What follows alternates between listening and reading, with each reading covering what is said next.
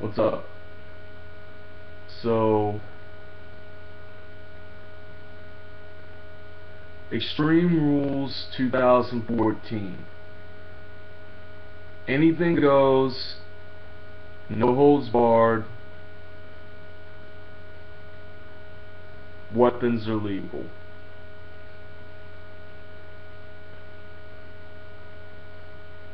So, today I'm just going to review the Extreme Rules card, give my take on it. Because, I've been a fan of WWE for over 15 years. And I'm 20, so that would make me... I've been a fan since 1999, and quite frankly, this PG crap has got to go somehow. I just don't see how the WWE can manage with all that. So anyway, first match on the card, El Torito versus Hornswoggle. It was an okay match. It was alright. El Torito ended up getting up the victory over Hornswoggle. Yeah.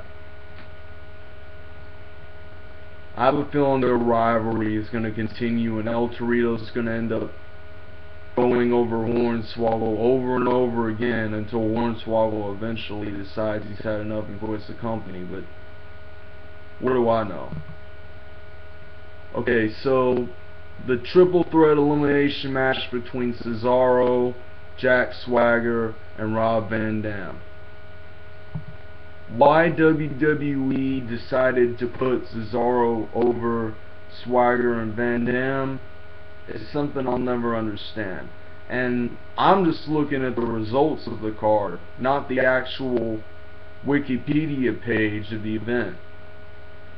That pretty much explains my video in a nutshell. So, but really though, if you think about it, Cesaro's being rumored to be the next big thing, and his victory over Swagger and Van Dam is a critical step in that direction. Alright, so match 3. Rusev versus R-Truth and Xavier Woods. 2-on-1 handicap match. Rusev defeats the both of them via submission. Well, I figured that. Of course Rusev's gonna beat Xavier Woods and R-Truth by submission. You know? I mean, he's 5'10", 300 pounds. The guy's mostly muscle. R-Truth and Xavier Woods are just twigs compared to him. So of course he's gonna win the match. Duh. Okay, match 4. Bad News Barrett versus the formerly named Big E Langston, but known as Big E, for the Intercontinental title. Now, for those of you who are WWE fans like me, an Intercontinental Championship #1 Contenders Tournament was held to determine the #1 contender for Big E's title. Big E, Wade Barrett, the match is sealed. So, did I just... That was the worst Italian impersonation. But I digress. Wade Barrett beat Big E. He's the new Intercontinental title champion, so... But, I mean, Big E held the title for about, what was it, 8-9 months? Of course he was gonna win. You know? Alright, match 5. The first main event. The Shield versus Evolution. Now this rivalry between the Shield and Evolution has went on since mid-April of 2014. And basically what happened was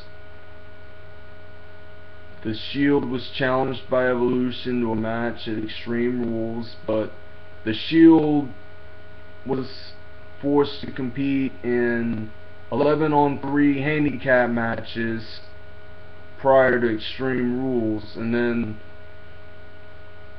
most recently Dean Ambrose was forced to defend his WWE United States title against 3 opponents in a fatal 4-way, which he managed to do so despite being dominated for most of the match, obviously. But anyway, it was a 6-man tag and the Shield ended up winning. I assume that the Wyatt family is going to start a rivalry with Evolution in just a short couple of weeks. But what do I know? Alright, so match 6. Bray Wyatt versus John Cena. Mind Games versus Legacy. Now, John Cena and Bray Wyatt's rivalry dates back to March of 2014. And Bray Wyatt consistently gets into the head of John Cena by singing "He's Got the Whole World in His Hands." And then a bunch of stuff starts happening, and then on Raw last week, a children's choir comes and sings "He's Got the Whole World in His Hands," and Bray Wyatt leads them, and they both all enter the ring. And then when the lights go off and when the lights turn back on, everyone in the children's choir is wearing a sheet mask, and that brought Cena to his knees. But anyway, Bray Wyatt escaped the cage, he won. John Cena's legacy, you can forget that. John Cena's yesterday's news now.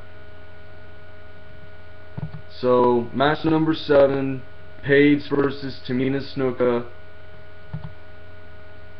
The match, if I'm not mistaken, it lasted for 6 minutes and 18 seconds, if I'm reading that right. And Paige defeated Snuka via submission. I assume that a rivalry will come of this between the two of them. And then, of course, the final event, the final main event in the match, Daniel Bryan versus the Devil's Favorite Demon Kane for the WWE World Heavyweight title. The match lasted a little over 20 minutes, and it was a back and forth battle, but all in all, Daniel Bryan held his own. He defended his title. Bragging rights go to him. Overall, given what I've read on the Wikipedia page, and given everything that I've heard, I would give this pay-per-view a 7 out of 10.